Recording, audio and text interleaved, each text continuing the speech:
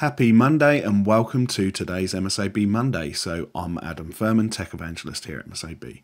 Today we're having a look at a fundamental feature in XAMN, and that is the different view types. So when we go to all artifacts or any artifact link, when we're presented with the data, we are always going to see it in the default view of list. Now, this may be your preference or it might not be. Personally, and for those of you who work as analysts, the mode you're going to want to view in is probably column.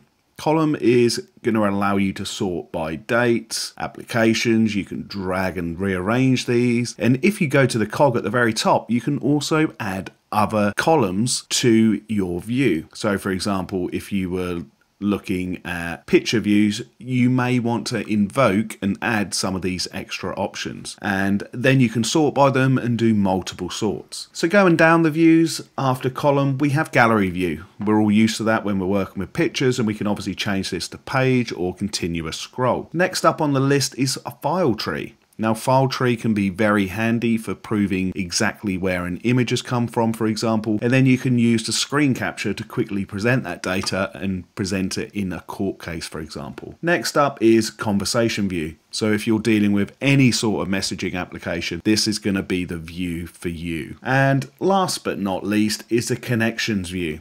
Now, the connections view is very, very handy, but my recommendation for you is when you invoke connection view, make sure that you're on a relevant field rather than all artifacts. For example, if we go to chat and then invoke connection view, it's going to be far easier to see who is in contact with who.